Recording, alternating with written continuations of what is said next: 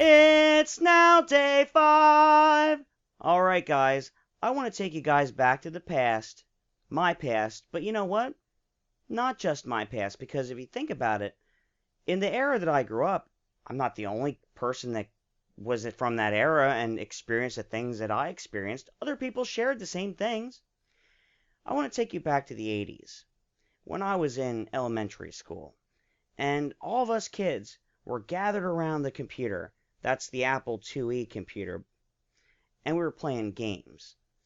Some of the games I really loved were like The Adventures of Lewis and Clark, where you had to explore over the land and trade with Indians, and they would buy beads from you. I mean, seriously, you would actually trade for beads and stuff like that. I don't know.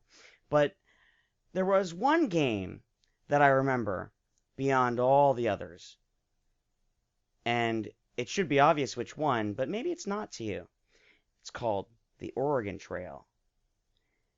There's a whole thing about this. See, it's actually called the Oregon Trail generation. Not the game, but the era of people that I come from. The generation of children.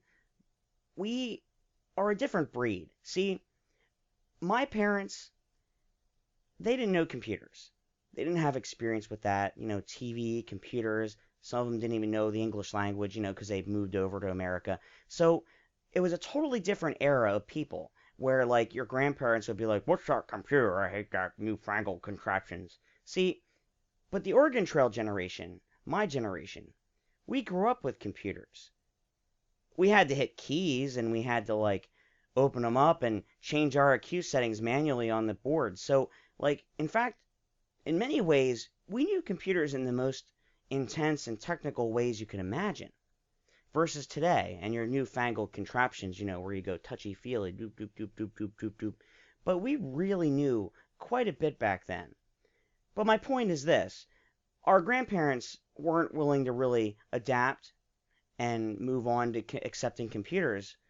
But the Oregon Trail generation, starting with our Apple IIe and our Commodore 64s and our old IBM DOS computers, we learned that computers could be an amazing thing, and we're able to kind of continue going on with that more and more, even with modern times. It's a strange and interesting thing, and I do recommend that you type in Oregon Trail generation into Google. There's a whole article written about it, and I'm not going to plagiarize and take from it and go reading it, so if you want to check it out for yourself. It's a good read. So anyways, this is about the game. What is the game? Well, it's a learning game. Yeah, I know. That doesn't sound like fun, but trust me, you can play this game and learn absolutely nothing. And that's what makes a learning game so much fun.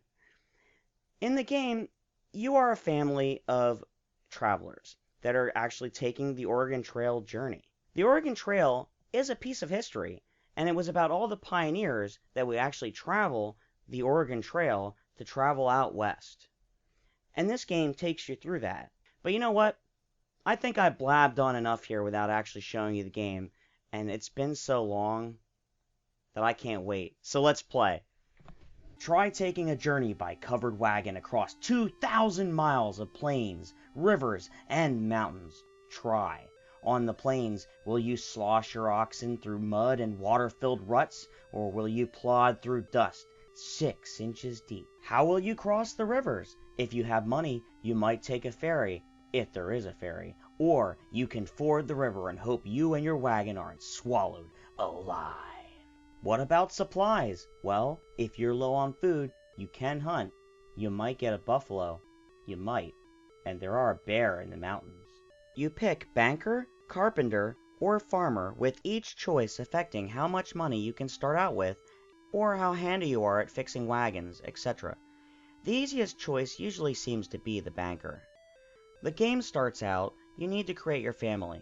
I always like to imagine it's a mom and dad with like 3 kids, but it's really just up to your imagination. I really love how the first song you hear in this version is Yankee Doodle.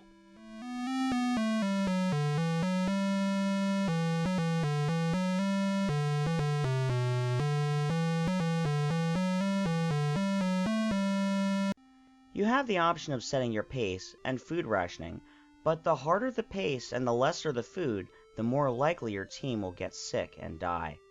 Of course, as a kid, we usually set the pace at grueling and the rations at bare bones. Most of the time, we never made it, with the whole party dying at some point. But you know what? Even dying is fun. Yeah, I said that. When you die, you get to write on your tombstone, and anyone that plays the game next will see your tombstone when they get to that same spot.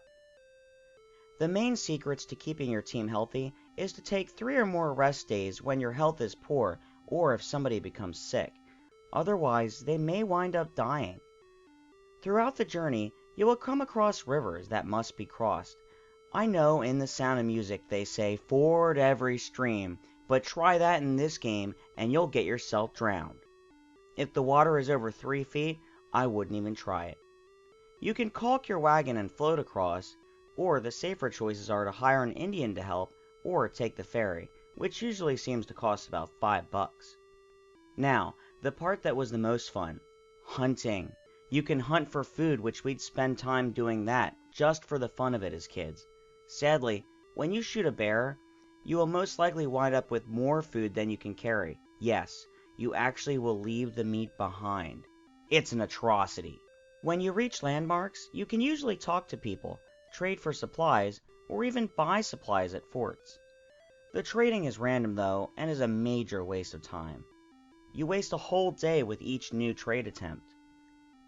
All sorts of bad things happen on your journey, from fires to broken arms to bad weather like rain and blizzards. Ah! Oh God! It's a blizzard! Finally, you reach the toll road or the Columbia River. We always picked the river because it was more fun. You simply have to avoid hitting the rocks. Now, this isn't a kiddie game. If you hit one of those rocks, one or all of your party has the chance of drowning. It could be a game over right here. But just choosing to go this way saves your party days of travel and food. Besides, it's refreshing to feel some sort of control over your trip. You know, even after coming back to this game after all these years, I beat it. Pretty easily, I must say. In the end, I'm not quite sure what made Oregon Trail such an amazing game. You know, maybe you just had to be there.